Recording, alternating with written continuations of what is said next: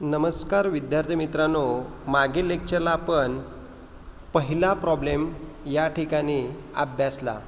Not for profit concern हा आपण नवीन topic सुरू केलेला आहे. त्यामधला पहिला प्रॉब्लेम आपण अभ्यासला होता आणि हा प्रॉब्लेम अभ्यासत असताना तुम्हाला या ठिकाणी पहिल्या प्रॉब्लेममध्ये सुरुवातीला जे काय पोस्टिंग आहे ते फक्त आपण इन्कम अँड एक्सपेंडिचर अकाउंटच तयार केलं होतं आणि खूप सोपा सिंपल प्रॉब्लेम या ठिकाणी तुम्हाला पहिला आपण सोडवून घेतलेला आहे.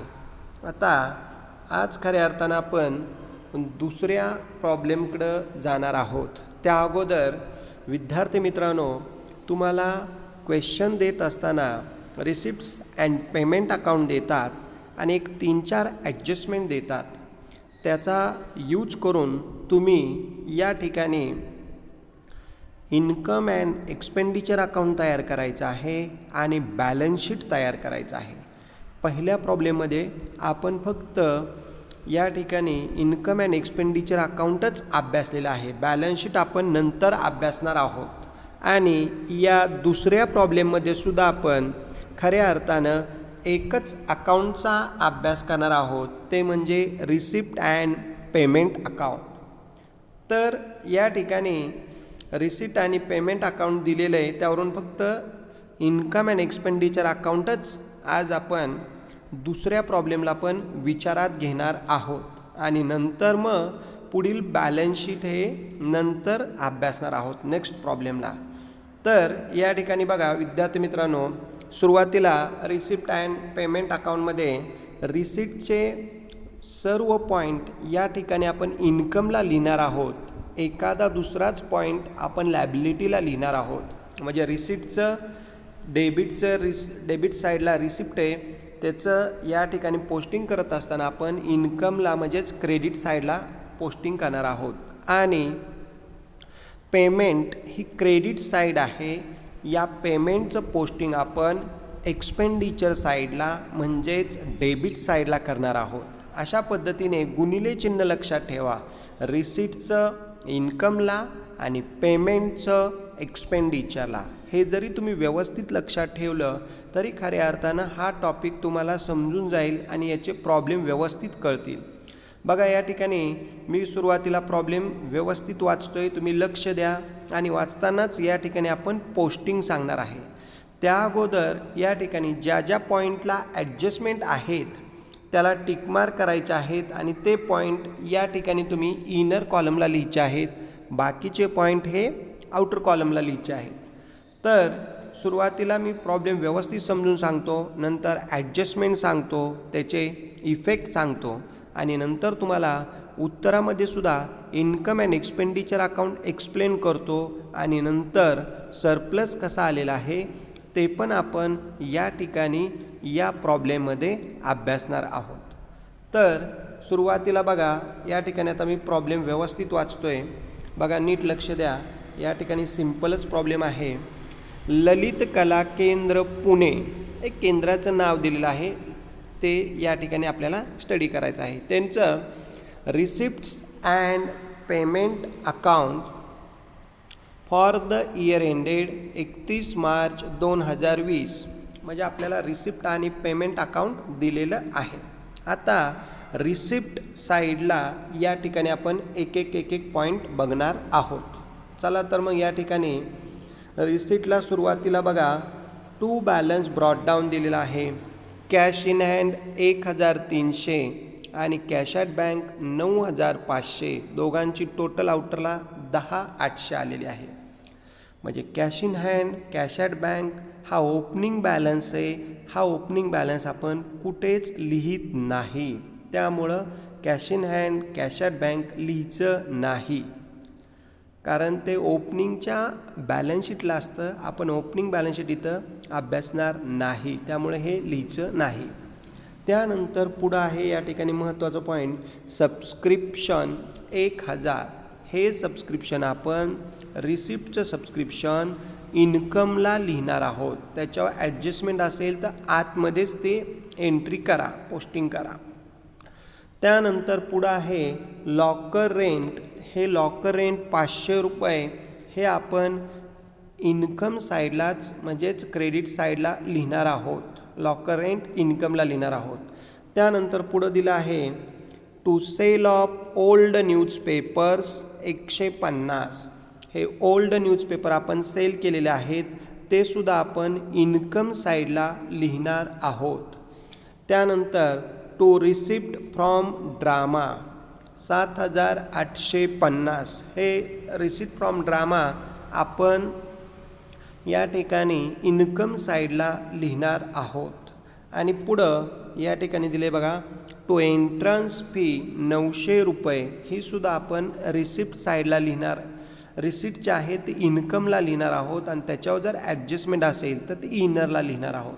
अशा पद्धतीने वरील 6 मुद्दे आपण या ठिकाणी जे दाखवलेले आहेत 5 मुद्दे तुम्हाला इथून म्हणजे सबस्क्रिप्शनपासून ते एंट्रन्स फीपर्यंत हे आपण सरळ या ठिकाणी रिसिप्टचं इन्कमला लिहायचं आहे.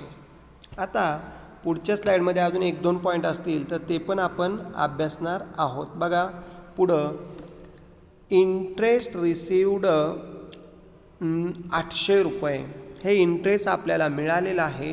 त्यामुळे हे इंटरेस्ट रिसिव्डसुद्धा आपण या ठिकाणी इन्कम साईडला लिहिणार आहोत.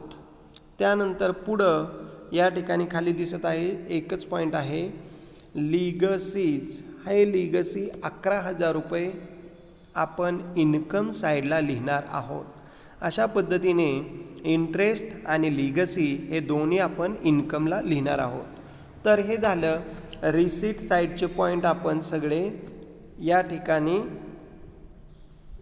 इन्कम साईडला लिहिलेले आहेत. आता आपण या ठिकाणी पेमेंट म्हणजेच एक्सपेंडिचर पेमेंटचे सगळे पॉईंट या ठिकाणी आपण एक्सपेंडिचरला लिहिणार आहोत. 1-2 पॉईंट असेटला येतील ते या ठिकाणी आपण बॅलन्स शीट तयार केलेलं नाही त्यामुळं असेटचे पॉईंट आपण लिहायचे नाहीत. ते मी समजून सांगतो व्यवस्थित लक्ष द्या. बघा आता पेमेंट साईडला बाय स्टेशनरी 500 रुपये ही स्टेशनरी आपण या ठिकाणी एक्सपेंडिचरला म्हणजेच डेबिट साईडला लिहिणार आहोत. त्यानंतर बाय फर्निचर परचेस 5000 हे फर्निचर आपण लिहिणार नाही. हे ॲसेट साईडला येतं पण आत्ताच्या प्रॉब्लेमला आपण फक्त इन्कम अँड एक्सपेंडिचर अकाउंटच तयार केलं आहे बॅलन्स शीट केलेलं नाही त्यामुळे फर्निचर इथं लिहू नका. त्यानंतर इन्व्हेस्टमेंट सेम तसंच आहे. इन्व्हेस्टमेंट 4000 रुपये आपले असेट आहे ती पण या ठिकाणी आपल्याला लिहायची नाही. त्यानंतर पुढं आहे एक्सपेन्सेस ऑफ ड्रामा 3350 म्हणजे 3350 हे एक्सपेन्सेस आपण एक्सपेंडिचरला लिहिणार आहोत. त्यानंतर पुढं आहे बाय पोस्टेज अँड टेलिग्राम 250 हे पोस्टेज अँड टेलिग्राम आपण एक्सपेंडिचर साईडला लिहिणार आहोत. त्यानंतर बाय न्यूजपेपर 400 रुपये हे न्यूजपेपर पण आपण एक्सपेंडिचरलाच लिहिणार आहोत. त्यानंतर पुढं आहे बाय सॅलरी 2200 ही सॅलरी आपण या ठिकाणी एक्सपेंडिचरला लिहिणार आहोत. जर ॲडजस्टमेंट असेल तर आत लिहायचे आहे. त्यानंतर बाय रेंट 2000 हे रेंट पण आपण या ठिकाणी एक्सपेंडिचरलाच लिहिणार आहोत. आणि पुढं दिलेलं आहे बाय बुक्स 4000 ही आपली असेट आहे त्यामुळे इथं लिहायची नाही. त्यानंतर म्हणजे हे जे काय पॉईंट सांगितले एक्सपेंडिचरचे ते एक्सपेंडिचरला लिहायचे आहेत आपण. त्यानंतर पुढं स्लाईडमध्ये बघा पुढच्या काय दिलेलं आहे बाय बॅलन्स कॅरीड डाऊन हे कॅश 300 आणि बँक आहे 11000 टोटल 11300 हे आपण 11300 असेटला लिहिणार आहोत. पण आत्ता आपण हे लिहायचे नाहीत कारण आपण बॅलन्स शीट तयार केलेलं नाही त्यामुळं हे कॅश आणि बँक आपण लिहिणार नाही. आणि शेवटी टोटल दिली 33000. अशा पद्धतीने रिसीटचे पॉईंट इन्कमला आणि पेमेंटचे पॉईंट एक्सपेंडिचरला हे महत्त्वाचं लक्षात ठेवा. आता पुढं ॲडजस्टमेंट एक एक ॲडजस्टमेंट व्यवस्थित आपण बघणार आहोत आणि त्यानंतर मग पुढचा भाग अभ्यासणार आहोत. पहिली ॲडजस्टमेंट बघा, आउटस्टँडिंग सॅलरी ₹300. 300 रुपये सॅलरी देणं बाकी आहे. तर सॅलरी आपण एक्सपेंडिचरला लिहिणार आहोत. त्यामध्ये आउटस्टँडिंग ॲड करा, म्हणजे सॅलरीमध्ये ॲड करा आउटस्टँडिंग. आणि दुसरा इफेक्ट आपण लॅबिलिटीला करणार आहोत, पण लॅबिलिटी इथं बॅलन्स शीट नाही. त्यानंतर सेकंड ॲडजस्टमेंट बघा, 50% entrance fee should be capitalise. म्हणजे एंट्रान्स फी आपण या ठिकाणी इन्कमला लिहिणार आहोत. त्यातले 50% म्हणजे अर्धा भाग हा कॅपिटल फंडात ॲड करायचा आहे. त्यामुळं एंट्रान्स फीमधून 50% रक्कम लेस करा. त्यानंतर पुढं आहे तिसरी adjustment, outstanding subscription was ₹200. Subscription येणं बाकी आहे. आपण ते सबस्क्रिप्शन या ठिकाणी इन्कमला लिहिणार आहोत. आउटस्टँडिंग सबस्क्रिप्शन त्याच्या ₹200 ॲड करायचं आहे. आणि पुढं चौथी ॲडजस्टमेंट बघा, प्रीपेड रेंट ₹500. रेंट आपण एक्सपेंडिचरला लिहिणार आहोत. त्यातनं प्रीपेड लेस करायचं आहे. प्रीपेड म्हणजे आगाऊ दिलेलं आहे, ते लेस करायचं आहे. म्हणजे अशा पद्धतीने एकूण 4 ॲडजस्टमेंट आहेत. आउटस्टँडिंग सॅलरीमध्ये ॲड करा, 50% एंट्रान्स फी कॅपिटलाइज, एंट्रान्स फीमधून लेस करा. तिसरे आउटस्टँडिंग सबस्क्रिप्शनमध्ये ॲड करा. आणि चौथी प्रीपेड रेंटमधून लेस करा. अशा पद्धतीने या 4 ॲडजस्टमेंटचे सिंगलच इफेक्ट करायचे आहेत, कारण आपल्याला आपण बॅलन्स शीट तयार केलेलं नाही. तर पुढं सांगितलं आहे तुम्हाला prepare income and expenditure account, म्हणजे एकच अकाउंट या ठिकाणी आपल्याला तयार करायचं आहे, बॅलन्स शीट तयार करायचं नाही. तर हा झाला प्रॉब्लेम, व्यवस्थित आपण समजून सांगितला. जर ॲन्सर बघितलं तुम्ही तर या ठिकाणी बघा, इन द बुक्स ऑफ ललित कला केंद्र पुणे, अशा पद्धतीने ॲन्सर बुकमध्ये इन्कम आणि एक्सपेंडिचर अकाउंट दिसते तुम्हाला. एक्सपेंडिचर म्हणजे मोठं स्पेलिंग अगोदर डेबिट साईडला आणि इन्कम म्हणजे छोटं स्पेलिंग क्रेडिट साईडला.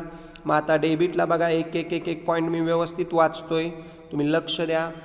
टू सॅलरी ₹2200, त्यात ॲड आउटस्टँडिंग बघा ₹300, आउटरला 2500 आलेला आहे. त्यानंतर टू रेंट 2000, त्यातनं लेस प्रीपेड 500 वजा केले, आउटरला 1500 आलेला आहे. त्यानंतर पुढं आहे टू स्टेशनरी ₹500 डायरेक्ट आउटरला आपण घेतलेले आहेत. त्यानंतर पुढच्या स्लाईडवर बघा, या ठिकाणी काही पॉईंट खाली घेतलेले आहेत की टू एक्सपेन्सेस ऑफ ड्रामा 3350 एक्सपेंडिचरला दाखवलेलं आहे. नंतर टू पोस्टेज अँड टेलिग्राम 250 आपण एक्सपेंडिचरला दाखवलेलं आहे. त्यानंतर टू न्यूजपेपर ₹400 एक्सपेंडिचर साईडलाच लिहिलेलं आहे. आणि शेवटी या ठिकाणी टू सरप्लस 13,450 हे आपलं सरप्लस या ठिकाणी आपण इन्कममधून एक्सपेंडिचर वजा केलं की सरप्लस आपल्याला मिळत आहे 13,450. अशा पद्धतीने एक्सपेंडिचर साईड आपण बघितले. आता एक इन्कम साईड 5 मिनटात बघणार आहोत, म्हणजे जेणेकरून तुम्हाला ते व्यवस्थित समजून जाईल. इन्कम साईडला बघा, बाय सबस्क्रिप्शन क्रेडिट साईडला 1000 आहे. त्यामध्ये ॲड आउटस्टँडिंग ₹200, आउटरला 1200, म्हणजे सबस्क्रिप्शनमध्ये आउटस्टँडिंग ॲड करा. त्यानंतर बाय एंट्रान्स फी इनर कॉलमला बघा ₹900 आहेत. त्यातनं लेस 50% कॅपिटलाइज, अर्धी रक्कम 450 लेस करा, आउटरला 450 येईल. ही 450 रक्कम कॅपिटल फंडात ॲड करणार आहोत लायबिलिटी साईडला, पण आपण फक्त एकच अकाउंट तयार केलं आहे, इन्कम अँड एक्सपेंडिचर. त्यानंतर पुढं दिलेलं आहे बाय लॉकर रेंट ₹500 डायरेक्ट आउटरला घ्या, कारण त्याच्यावर काय ॲडजस्टमेंट नाही. त्यानंतर बघा सेकंड स्लाईडला तुमच्या लक्षात येईल, इन्कम साईडला बघा सेकंडला by sale of old newspaper ₹150. Old newspaper sale केला, एक प्रकारचा इन्कम आहे, त्यामुळे तो इन्कमला येईल. त्यानंतर बाय रिसीट फ्रॉम ड्रामा 7,850 आपल्याला ते इन्कम आहे, त्यामुळे इन्कमला घेतलेलं आहे. त्यानंतर बाय इंटरेस्ट रिसिवड 800 रुपये, ते पण इन्कम आहे, इन्कम साईडला लिहिलेलं आहे. आणि नंतर बाय लिगसीज 11,000, ते पण एक प्रकारचं इन्कम आहे, ते इन्कम साईडला आपण घेतलेलं आहे.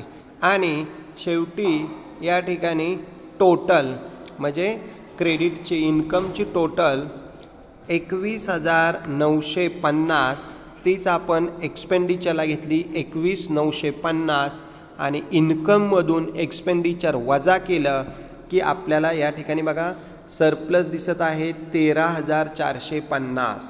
म्हणजे इन्कममधून एक्सपेंडिचर लेस केलं की जो काय प्रॉफिट होतोय त्या प्रॉफिटला आपण टू सरप्लस या ठिकाणी नाव द्यायचं आहे. आणि हा सरप्लस 13,450 आपण या ठिकाणी कॅपिटल फंडात लॅबिलिटी साईडला ॲड करणार आहोत. त्या अगोदर तो कसा काढायचा ते परत एकदा सांगतोय. इन्कमच्या टोटलमधून एक्सपेंडिचरची टोटल वजा करा, मग जो काय फरक निघेल त्याला नाव सरप्लस द्यायचं आहे. हे आपण प्रॉफिट लॉसला कसं करायचो, नेट प्रॉफिट निघायचा, तसा इथं टू सरप्लस निघणार आहे. अशा पद्धतीने हा विद्यार्थी मित्रांनो तुमचा दुसरा प्रॉब्लेम झाला. यामध्ये फक्त आपण एकच अकाउंट तयार केलं, ते म्हणजे कोणतं, या ठिकाणी इन्कम अँड एक्सपेंडिचर अकाउंट, की हे अकाउंट तयार केल्यानंतर तुम्हाला टू सरप्लस मिळालेला आहे. तुम्ही आता या ठिकाणी हा दुसरा सिंपल प्रॉब्लेम व्यवस्थित लिहायचा आहे, रिसीट पेमेंट अकाउंट व्यवस्थित लिहायचं आहे, ॲडजस्टमेंट व्यवस्थित लिहायचे आहेत आणि एकच अकाउंट तयार करायचं आहे, इन्कम अँड एक्सपेंडिचर अकाउंट. जर काही शंका असतील तर या ठिकाणी क्लास कमेंटमध्ये लिहा. यावरच आधारित तुम्हाला गुगल फॉर्म्समध्ये या ठिकाणी क्वेश्चन्स विचारले जाणार आहेत. जरी काही शंका असतील तर विचारा. ठीक आहे, थँक्यू, धन्यवाद. काही शंका असतील तर तुम्ही विचारू शकताय. ठीक आहे, धन्यवाद.